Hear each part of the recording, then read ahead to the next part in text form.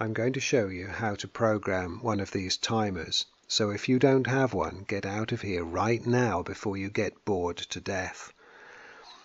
This timer is known as an Intermatic SS5C70 and was sold through Canadian Tire as a MasterCraft LR3730 with the Canadian Tire part number 52-8843-2.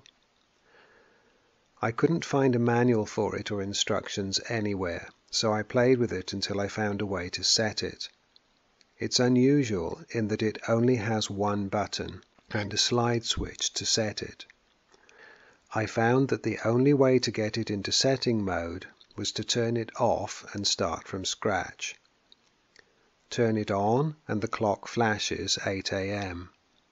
Push and hold the button until it shows nearly your current time. The counting accelerates as you keep the button held down. Press again to get closer to the current time. Always hold the button down until counting starts. Note that the AM and colon are flashing during this time. When the correct time is shown, give a momentary press, which is defined as releasing it before it starts counting. This sets the time and exits setting mode. The AM and colon stop flashing. Now slide over to programming mode. You're going to set on-off times through the day, starting with the first on time after 8 AM. The display shows 8 AM flashing, with the on indicated.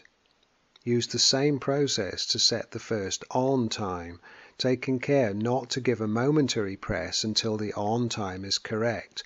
This is a confusing element of this particular timer because the convention for other devices seems to be that a momentary press can increment your count by 1. Not so here. A momentary press stores the time set and continues to the next function. I was really lucky here. I hit my 6:30 first shot. I press quickly and it confirms the setting for a moment, then starts flashing again to set the first off time. Note that setting continues from the previous time, not from 8 AM. Also note that the off indication is flashing now. Use the same procedure again to set the off time. I was aiming for 10:30 PM.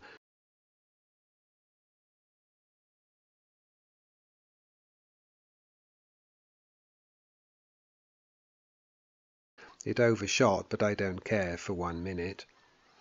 Remember to press the button momentarily when you're done. At this point it's ready to accept a second on time for the day, but I don't need a second one, so I'm finished. The last setting shown, for which you did not press the button momentarily, does not get saved. Slide the switch to auto and the timer setting is done. You can check the timer settings by pressing the button momentarily 3 times. It shows the on-off times throughout the day and then reverts to the clock.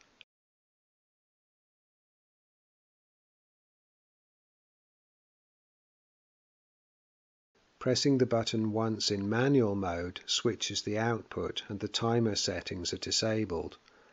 Pressing the button in auto mode also switches the output, but only until the next timer setting takes over again.